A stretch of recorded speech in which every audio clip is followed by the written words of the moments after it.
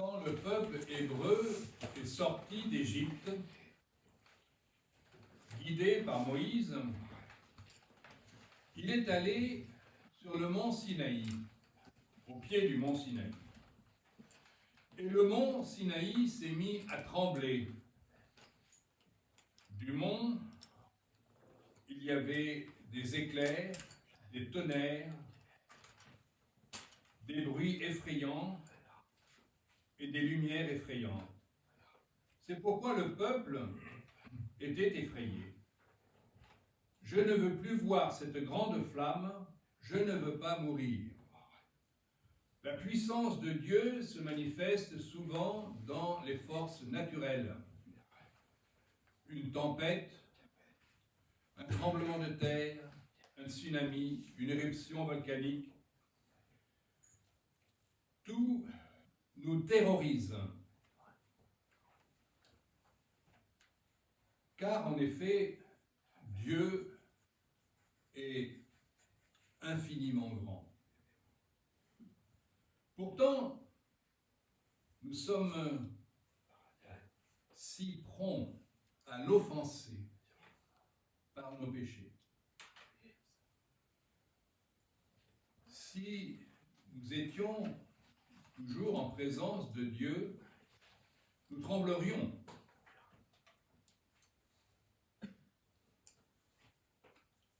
Dieu, en effet, est tellement saint que le moindre de nos péchés nous couvrirait de confusion, de honte. Dieu est tellement grand, tellement puissant, que nous devrions trembler de peur. Parce qu'un jour, nous le savons, par le « Je crois en Dieu » que nous récitons à toutes les messes le dimanche,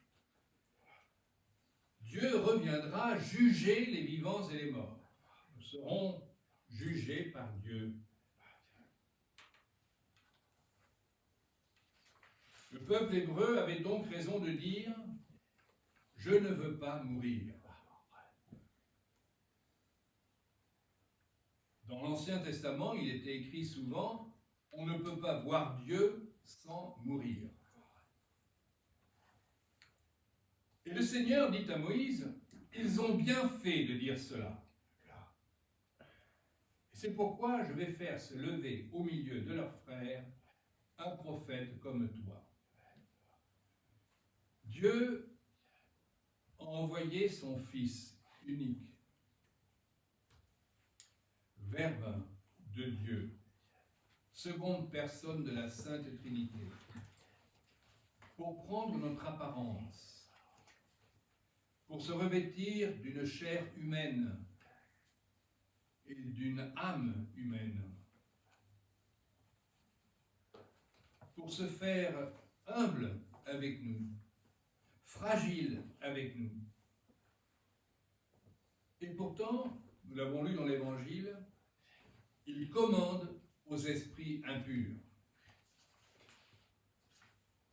Nous avons vu aussi qu'il commande aux éléments, à la tempête, aux maladies. Mais il le fait avec douceur et humilité. Jésus, nous n'en avons pas peur. Nous avons tellement peu peur de Jésus que nous avons levé la main sur lui. Nous l'avons frappé. Nous lui avons craché dessus. Nous l'avons cloué sur la croix. Parce que Jésus ne fait pas peur. Pourtant, Jésus est aussi saint. Il est saint comme Dieu est saint. Il a osé le dire, « Qui d'entre vous me convaincra de péché ?» Il n'y a aucun péché en Jésus. Sa sainteté, sa puissance n'a d'égal que sa douceur et son humilité.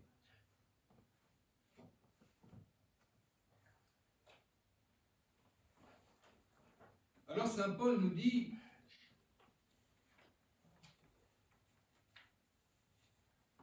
Nous sommes sur la terre pour entrer en contact avec ce Dieu fait homme, pour l'aimer, pour le connaître, pour le comprendre, pour l'écouter. Je ferai se lever au milieu de leurs frères un prophète comme toi. Je mettrai dans sa bouche mes paroles. Si quelqu'un n'écoute pas les paroles, moi-même, je lui en demanderai compte.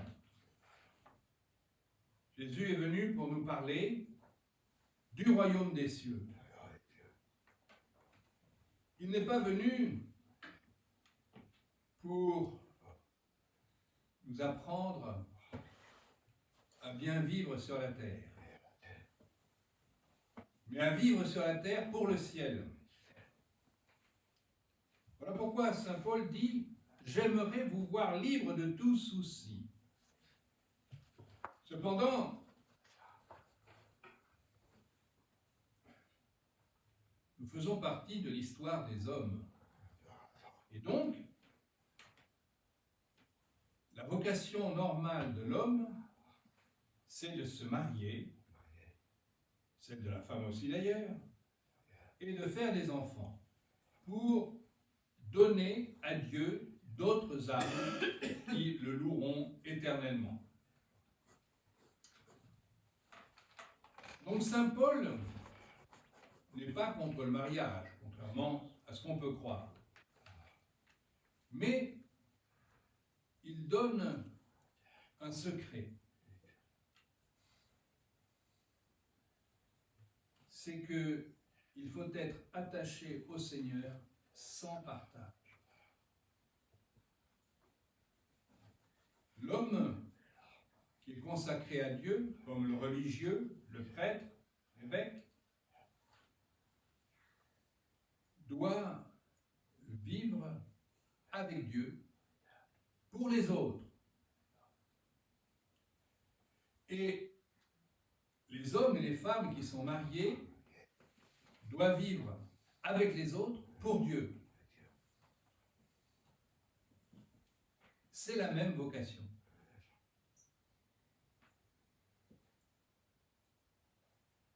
Dans l'Évangile, nous voyons que le démon, lui, sait qui est Jésus.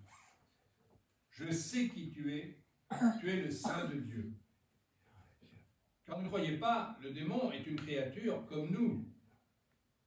Il a une intelligence, il a une volonté. La chose qui lui manque, c'est l'amour. Et le démon a vu comment vivait Jésus. Il a vu qu'il était saint, qu'il ne faisait pas de péché. Et c'est pourquoi il l'a détesté. Le démon déteste Jésus. Parce que le démon déteste Dieu. Il déteste Jésus parce que Jésus est Dieu.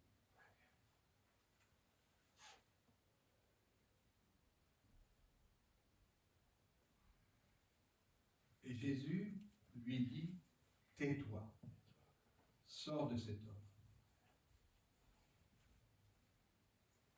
Jésus ne le dit pas seulement à cet homme qui était là, le jour du sabbat, dans la synagogue à Capharnaüm. Il le dit pour chacun d'entre nous. Il dit au démon, tais-toi, sors de cet homme. Parce que le démon est en nous et il parle. Il dit beaucoup de choses. Toute révolte, toute impureté, tout orgueil surtout, tout égoïsme. C'est le démon qui parle en nous. Et surtout cette révolte, cet esprit de vengeance, cet esprit de critique, de jugement qui est en nous à tout moment. c'est le démon qui parle. Et Jésus dit, tais-toi. Il faut donc trouver le silence du cœur, le silence qui permet d'écouter le prophète, écouter ce prophète que Dieu nous envoie, qui s'appelle Jésus, qui est son Fils. Si quelqu'un n'écoute pas les paroles de ce prophète, et pour écouter les paroles du prophète, il faut faire taire le démon en nous. Alors le démon obéira au Seigneur. Parce que ce qui empêche la parole du Seigneur d'être efficace en nous, c'est que nous ne faisons pas taire le démon et que nous l'écoutons. Nous écoutons ce bruit du monde.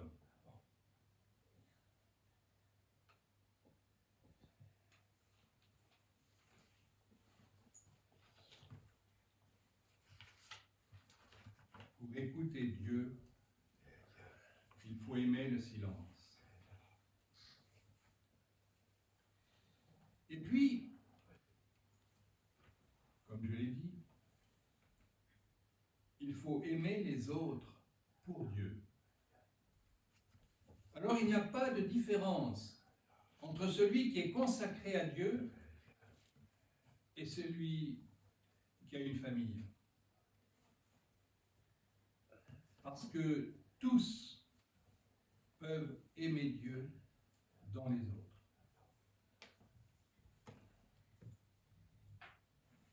Jésus a insisté si souvent là-dessus. Le premier commandement, c'est tu aimeras le Seigneur ton Dieu de tout ton cœur, de toute ton âme, de toutes tes forces. Mais le second lui est semblable. Tu aimeras ton prochain comme toi-même. Et il est impossible d'aimer son prochain dans le bruit de notre cœur, dans le bruit du monde que nous laissons entrer dans notre cœur. C'est pourquoi saint Paul dit, celui qui est marié a le souci des affaires de ce monde. Or, il faut travailler, il faut construire, il faut s'occuper de ses enfants. Mais on peut le faire sans que ce soit les affaires du monde, mais en faisant que ce soit les affaires de Dieu. Et quand le chrétien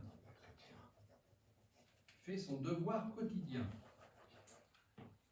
quand l'épouse fait la cuisine, le ménage, le linge, quand le mari travaille à l'usine, à l'atelier, au bureau, il peut le faire pour Dieu, avec Dieu. Il peut laisser la place nécessaire pour que Dieu travaille en lui. Et alors, le monde se transforme. Parce que le bruit du monde diminue. Et le silence de Dieu augmente. La paix de Dieu entre dans les cœurs. Demandons, et surtout, avant même de demander, remercions Dieu de nous avoir donné Jésus-Christ, de pouvoir l'aimer sans le craindre, de pouvoir lui parler et l'écouter sans être effrayé, sans avoir peur, d'avoir cette intimité dans la douceur et dans l'humilité. Après tout, si Jésus a été si humble par amour pour nous, pourquoi n'arrivons-nous pas à être plus humbles par amour pour lui?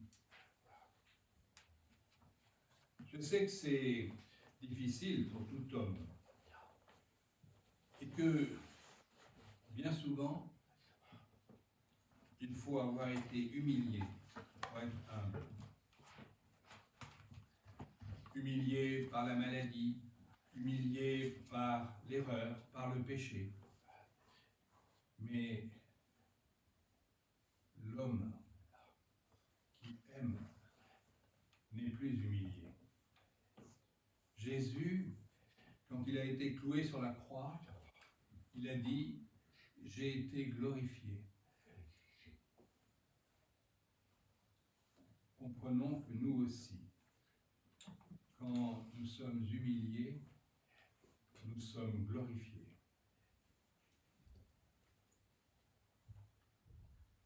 Demandons au Seigneur Jésus de nous faire avancer pas après pas dans la vie spirituelle. Parce que nous sommes sur la terre que pour cela, pour aller au ciel. Certainement, nous perdons beaucoup de temps en activités diverses. Pensons seulement au temps que nous passons à dormir.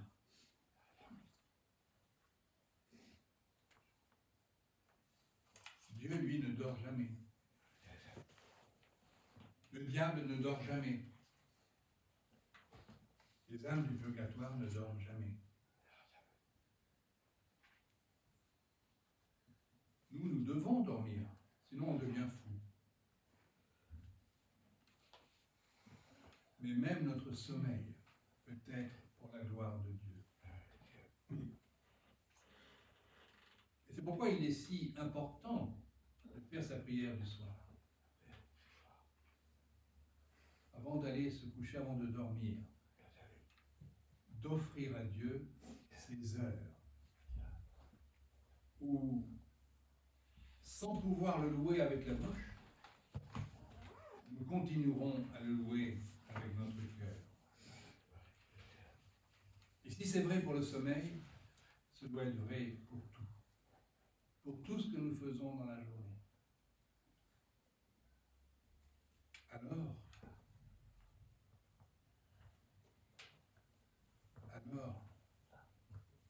la Vierge Marie n'a fait que cela. Elle n'a rien fait d'extraordinaire. Mais tout ce qu'elle a fait, elle l'a fait pour Dieu, pour Jésus et pour nous.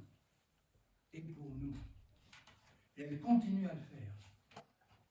Chaque fois que la Vierge Marie apparaît, c'est pour dire qu'elle prie pour nous, qu'elle demande pardon pour nous,